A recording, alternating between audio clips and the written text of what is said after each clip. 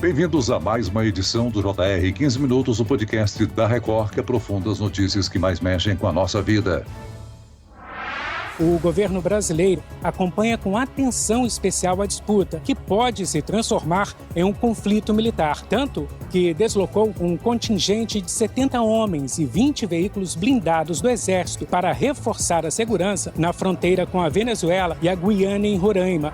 O ditador venezuelano Nicolás Maduro apresentou um mapa de seu país, já incorporando o território de Essequibo, região que representa 70% da Guiana, país vizinho. Ele também disse que pediu à PDVSA, que é a empresa petrolífera estatal, para planejar a exploração de petróleo na área. As declarações reforçaram a disposição do governo Maduro de ocupar Essequibo, apesar de determinação contrária da Corte Internacional de Justiça da ONU. O governo da Guiana já informou que está disposto a defender o seu território a qualquer custo. A disputa territorial pode levar a um confronto armado entre os dois países. Como essa disputa e um eventual conflito afetam o Brasil? As atitudes de Maduro têm relação com as eleições presidenciais venezuelanas no ano que vem? O JR 15 Minutos avalia essa disputa e seus desdobramentos com Tomás Pauliello, coordenador do mestrado profissional em governança e formulação de políticas internacionais da PUC de São Paulo. Bem-vindo ao nosso podcast, Tomás. Olá, obrigado pelo convite. Quem nos acompanha nessa entrevista é Fábio Menegatti, repórter da Record. Fábio, uma reunião entre os ministros das Relações Exteriores dos dois países acalmou um pouco os ânimos? Oi, Celso. Olá, Tomás. Aparentemente sim, Celso. Foi a primeira reunião entre representantes da Guiana e também da Venezuela, desde que Nicolás Maduro reivindicou o território no país vizinho. Os dois países decidiram manter o diálogo, mas a Venezuela criticou a Guiana por autorizar a presença militar dos Estados Unidos na área disputada, e a Guiana prometeu recorrer ao Conselho de Segurança da ONU. Tomás, como você avalia essa reunião? É possível descartar a possibilidade imediata de confronto entre os dois países? É difícil descartar essa possibilidade. Eu diria que o qualificativo que está aí na pergunta, imediata, sim. Eu não vejo uma movimentação nesse momento de tropas, a gente não tem recebido notícias sobre isso, então acredito que não seja uma possibilidade imediata. Agora, em se tratando de relações internacionais, a guerra, o conflito armado, segue sendo uma das ferramentas, digamos assim, disponível na mão dos chefes de Estado. Ela é uma possibilidade, né? Assim, ela sempre está,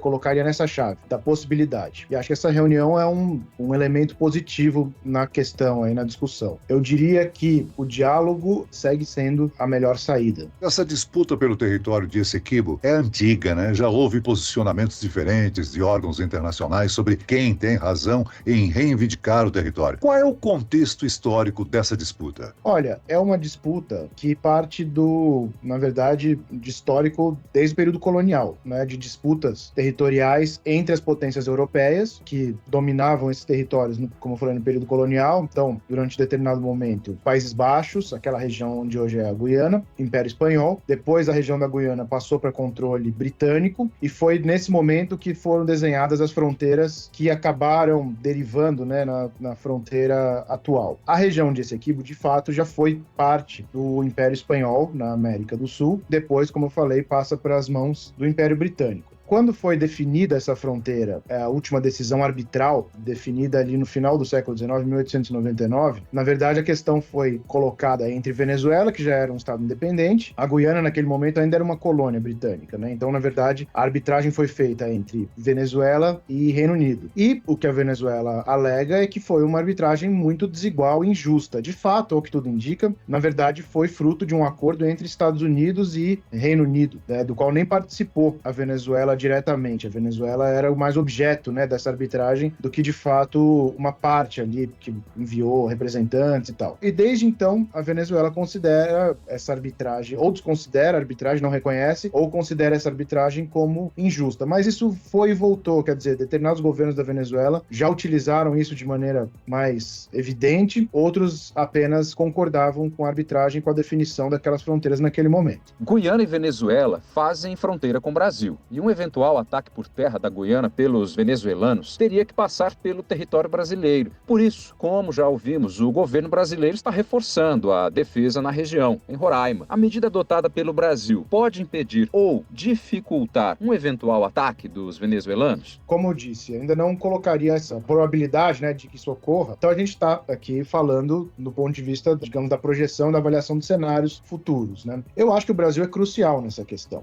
O Brasil se pretende ser a potência regional, tem interesses na região. É uma tríplice fronteira da Venezuela, da Guiana e do Brasil. É uma região, inclusive, que já teve recentemente uma série de questões que são mais relativas à política externa do Brasil, né, mas atividades criminais e tal. Então o Brasil tem estado de olho, digamos assim, nessa região da fronteira norte. O presidente Lula e seu partido PT são aliados do governo Maduro. O governo da Guiana diz que espera que o Brasil tenha um papel de liderança nessa questão. A proximidade de Lula com Maduro causa algum constrangimento para o governo brasileiro como eventual mediador nessa disputa? Eu não colocaria como um aliado do governo Maduro, não, né? Nunca foi esse tipo de relação que o Brasil teve com a Venezuela. Agora, de fato, o governo Lula tem boas relações com o governo venezuelano, diferente do governo anterior, por exemplo, Bolsonaro rompeu relações, né, com o governo venezuelano. Isso pode ser uma vantagem ou uma desvantagem. Eu diria que a possibilidade, essa abertura para diálogo, a capacidade de se sentar à mesa, pode contar como um ponto positivo para o Brasil. Mas o governo tem recebido muitas críticas, particularmente aqui dentro do Brasil, de estar sendo leniente, digamos assim, né, com as posições venezuelanas. Eu acredito que essa é uma postura... Claro, as palavras podem ser discutidas, mas a postura, em termos de postura, eu acho que é a postura correta. É preciso desescalar, né? É preciso colocar a relação mais distante de uma relação belicosa, militar e tal. Então, se sentar com o Maduro, se sentar com o presidente da Guiana, na maneira, do jeito que for possível, colocar os dois à mesa, eventualmente levar para cortes internacionais, embora eu acho que o Brasil, na verdade, vai tentar manter essa disputa no nível regional. Também é de interesse do Brasil, digamos assim, ou tem sido na política externa brasileira, isolar o conflito de influências externas. Então, sinais de que pode ter Estados Unidos envolvido, países europeus, isso não é positivo para o Brasil, da maneira como o Brasil enxerga a política externa, que entende a América do Sul como uma área livre dessas influências internacionais, inclusive militares, e não militar. Então, o Brasil é um promotor, historicamente, da paz na América do Sul. Fábio, você já fez uma série de reportagens na Venezuela e também já esteve na região de Pacaraima, em Roraima, onde o governo brasileiro está reforçando a sua presença militar. Conte um pouco pra gente como é que é essa região e qual a relação da população local com os países vizinhos, por favor. Olha, Celso, vamos começar então pela região ali de Pacaraima, onde eu estive não faz muito tempo. É uma região do lado brasileiro, né, claro, extremamente guarnecida por tropas do exército. Assim que os venezuelanos fazem a travessia da fronteira para cá, eles imediatamente passam por uma triagem muito grande. E é algo bem diferente quando você cruza a fronteira. Você vê apenas uma base muito modesta do exército venezuelano. E todo esse aparato, né, ali em Pacaraima é justamente porque esse fluxo migratório, embora agora ele já está menor do que há alguns anos, ele ainda é bastante intenso. E nós sabemos, não é de hoje, que temos uma questão aí muito delicada entre os dois países. Agora, Celso, a região em que eu vi mais tensão, na verdade, foi na fronteira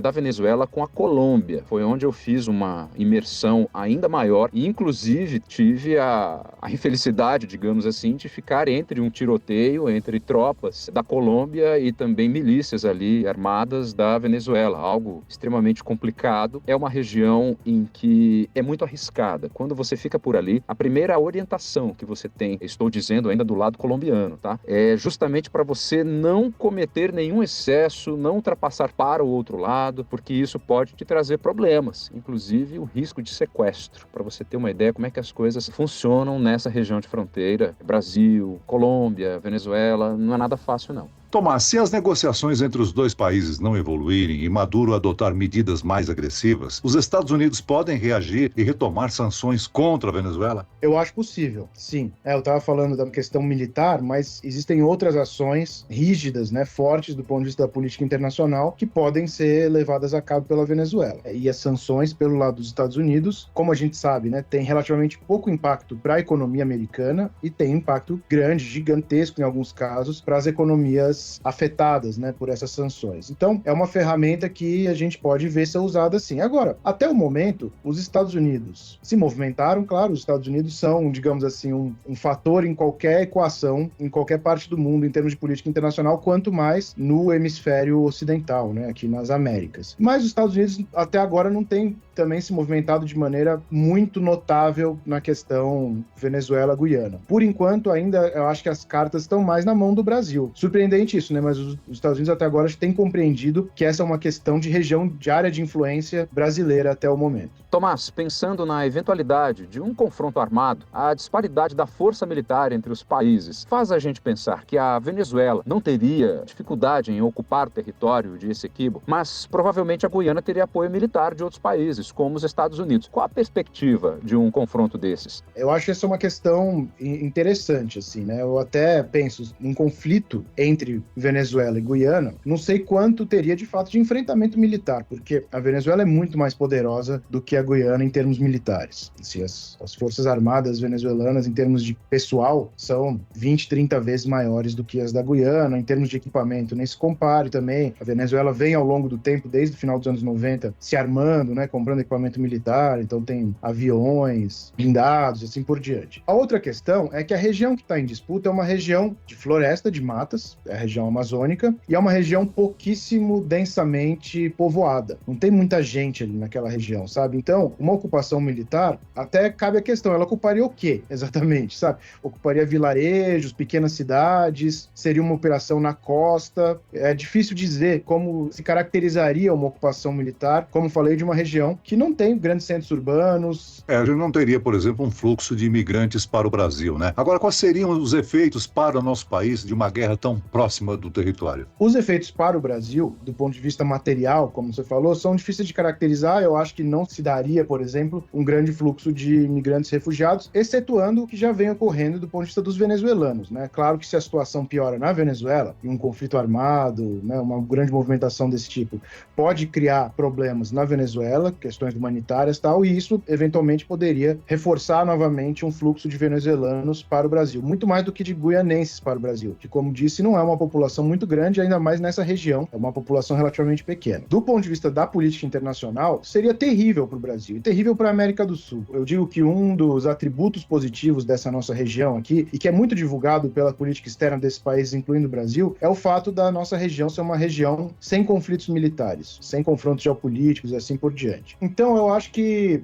isso quebraria, digamos assim, uma narrativa que tem sido construída e que, de fato, ela está comprovada no histórico da região de ausência de confrontos militares, guerras, conflitos. É uma região de paz. Claro que tem outras questões, é uma região violentíssima do ponto de vista de grupos criminais, tráfico de drogas e tal, mas do ponto de vista militar e de confronto entre estados nessa região, a gente tem sido uma região pacífica, desnuclearizada, com relações relativamente boas, inclusive, entre militares, né, desses diferentes países. O Conselho Sul-Americano de Defesa, que fazia parte da Unasul, era um mecanismo importante nisso, por exemplo, né? Trocas, cooperação entre militares e tal. Uma questão como a questão da Guiana-Venezuela pode romper com essa tradição, diria então, da região. Tomás, e o que pode ter motivado a retomada por Maduro de uma disputa territorial que estava, digamos, adormecida há décadas, a eleição presidencial do ano que vem, é um fator importante para essa atitude de Maduro? De fato, eu ainda explico mais o que está acontecendo como uma questão interna venezuelana. Eu acho que está muito mais relacionado à política da Venezuela e como o Maduro tem tentado utilizar essa questão para rearticular sua base de apoio, quebrar a oposição, como de fato aconteceu, né? Dentro da oposição venezuelana, um pedaço da oposição se opôs ao plebiscito e a questão de Essequibo, mas uma parte foi favorável, porque é um assunto muito popular e, digamos, mais próximo do consensual entre venezuelanos. Então, é uma forma, um dos poucos tópicos que sobrou, os quais o Maduro ainda pode se utilizar para atrair apoio pessoas da Venezuela que não eram necessariamente da base chavista, tradicional e tal, né? E o Maduro, de fato, tem perdido apoio relativo. O Brasil, a partir da posse de Lula, o Brasil tem apostado muito numa eleição justa na Venezuela. Inclusive, já amarrado com os Estados Unidos, tal, o Lula e o establishment de política externa do Brasil, né? Celso Amorim, Itamaraty, tem amarrado uma aprovação internacional, um apoio internacional de eleições livres na Venezuela. Agora, Tomás, seguindo nessa linha de discutir as eleições do ano que vem na Venezuela, no caso de vitória da oposição, você acredita que as instituições venezuelanas estão prontas para uma troca de comando? Ou seja, o Poder Judiciário, as Forças Armadas e parte do empresariado não estão já muito comprometidos com o grupo que ocupa o poder na Venezuela desde 1999? Eu acho que mesmo uma mudança de poder que ainda envolvesse o grupo chavista, poderia ser, como eu falei, né, uma mudança gradual, digamos assim, para uma abertura. Agora, eu não tenho ilusões de que isso vai acontecer do dia para a noite. Fez a eleição e o governo vai abandonar suas posições de poder e os grupos que estão no poder vão abrir mão desse poder de maneira tranquila. Essa é uma questão interessante, porque a gente põe muita ênfase na eleição, né? Em caso de países democráticos, você faz eleição e muda o grupo que está no poder. Em caso de países de regimes autoritários, como é o caso da Venezuela, isso não se faz de maneira tão fácil. Você vai entrar de fato isso, né? Num regime de transição, muito mais do que uma mudança de poder do dia para a noite. Muito bem, nós chegamos ao fim desta edição do 15 Minutos. Eu quero aqui agradecer a participação e as informações de Tomás Pauliello, coordenador do mestrado profissional em governança e formulação de políticas internacionais da PUC de São Paulo. Muito obrigado, Tomás. Eu que agradeço. E agradeço ainda a presença de Fábio Menegatti, repórter da Record. Obrigado, Fábio. Ô Celso, eu que agradeço mais uma vez o convite. Muito obrigado, professor. Até a próxima. Esse podcast contou com a produção de David Bezerra e dos estagiários Lucas Brito, Fernando Russo e Kátia Brazão. Sonoplastia de Marcos Vinícius, coordenação de conteúdo Edivaldo Nunes e Deni Almeida. Direção editorial Tiago Contreira. Vice-presidente de jornalismo Antônio Guerreiro. Você pode acompanhar o JR 15 Minutos no portal r7.com, nas redes sociais do Jornal da Record e nas principais plataformas de streaming. Eu, Celso Freitas, te aguardo no próximo episódio. Até amanhã.